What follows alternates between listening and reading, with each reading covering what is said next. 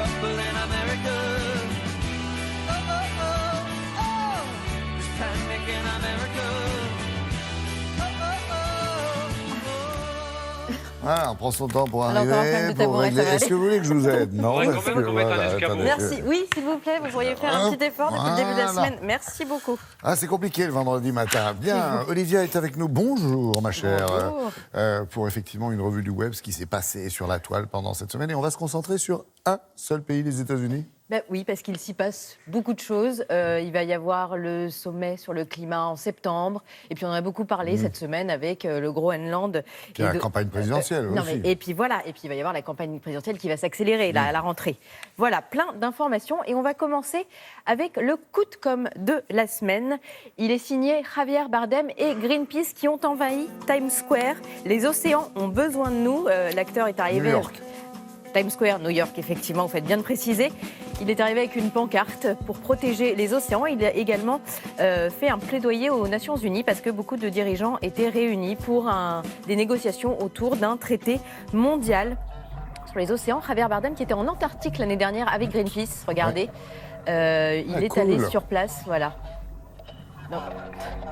Dans un sous-marin et il est vraiment très engagé, voilà. Hay que protegerlo, ¿no? Es que no se puede no proteger esa maravilla. La sorpresa del fondo marino, ¿no? De la vida. No pensaba que en un sitio así hubiese tanta vida debajo de estas aguas, ¿no? Ah oui. Tanto color.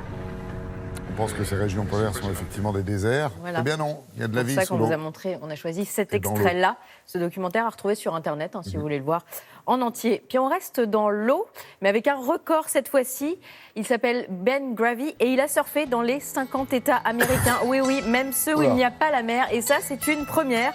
On peut théoriquement surfer partout. C'est ce qu'il a voulu prouver à ses 80 000 abonnés Internet. Si surfer les vagues californiennes ou celles d'Hawaï paraît effectivement très simple, comment on fait au milieu du Kansas? Ben regardez, on trouve toujours des solutions. Un surf tour des États-Unis qu'il propose sur son site.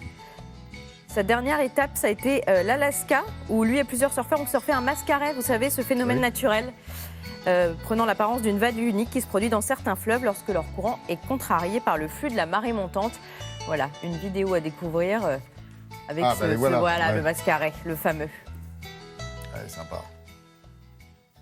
On poursuit avec une mesure qui peut paraître dérisoire et pourtant chaque petit pas compte. Les bouteilles d'eau en plastique sont interdites à l'aéroport de San Francisco depuis ce mardi. C'est la première fois qu'une annonce du genre est faite par un aéroport américain aussi important. Et cette mesure devrait avoir un impact fort. Il y a à peu près 4 millions de bouteilles d'eau en plastique par an qui sont vendues dans cet aéroport, voilà, et il y aura des bouteilles à la vente, mais celles-ci sont réutilisables et puis les passagers pourront les remplir partout des deux côtés des contrôles. Puisque souvent, les bouteilles d'eau en plastique à l'aéroport, on arrive, on l'a même pas bu, puis on doit l'acheter. Donc voilà, ça fait un nombre de C'est pas pour faire déchets. des économies en personnel de nettoyage, non? Ils ont fait ça de- Non, parce que C'est paradoxalement, curieux, ouais. les sodas, eux, seront toujours en vente. Voilà, donc c'est pas encore complètement au point, mais l'aéroport Ouais, vise pas le sûr. zéro déchet. C'est un premier pas. D'accord. On poursuit avec une campagne, celle-là... Choc. Ouais, c'est la campagne choc de la semaine. Elle s'appelle My Last Shot, ma dernière photo. Des étudiants américains veulent que la photo de leur cadavre soit diffusée s'ils meurent dans une fusillade. Oui, ça peut choquer. Oui, c'est politiquement incorrect. Mais cette campagne, on la doit à une jeune fille. Elle s'appelle Kaylee. Alors, elle a eu une adolescence tout à fait normale, seulement elle, son lycée, c'est Columbine. Columbine, on s'en souvient. Fusillade il y a 20 ans, qui avait marqué les esprits. Et voilà, elle a eu l'idée de cette campagne. C'est tout bête, c'est un autocollant qu'on appose sur son permis de conduire, sa carte d'identité, en disant que voilà, si je meurs dans une fusillade, je veux que ma photo soit diffusée pour que les choses changent, que la législation évolue, que les dirigeants bougent enfin. Une génération qui s'investit beaucoup. On se souvient l'année dernière, après la fusillade de Parkland en Floride, des manifestations et du mouvement qui avait pris forme. Et ben voilà, ça continue. Des fusillades aux États-Unis, il y en a plein dans le milieu scolaire. Il y en a eu 16 ces 20 dernières années, uniquement dans le milieu scolaire.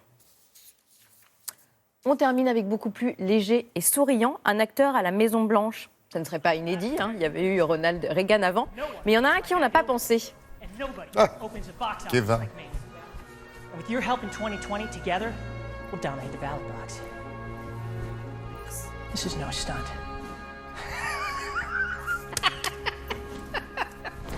Why vote for me? I'm not just your everyman. I've literally been every man. I've been a drôle. Navy pilot. C'est vachement. a Non, mais il lui lawyer, ressemble vachement en plus. and a Navy Ben oui. boy. My opponents will say I was a pimp in high school. It's true. But I grew up fast in NASCAR country. It started a small business. A sports agent to set a better example. I know foreign diplomacy because I fought alongside the samurai. And I'm proud to serve our country. La ressemblance est troublante quand même. Hein. Ah oui, oui, oui, tout à fait. Oh, c'est très, très drôle. Il s'appelle Miles Fisher. Voilà, il a même fait un site, tomcruise2020.com.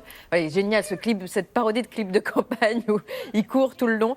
Est à découvrir en intégralité sur Internet. Voilà, tout y une passe. petite note souriante pour finir. Mais bon, Hollywood et la politique, ça n'a jamais été incompatible. Non, mais là, je crois Schwarzenegger. qu'effectivement, on peut leur décerner une petite médaille. Patrice a l'air d'accord, il a souri aussi en voyant cette imitation et puis cette énumération de ce qu'a été cet homme, ce candidat. Bon, bah, ça sera à suivre avec beaucoup d'intérêt. Merci beaucoup, Olivia.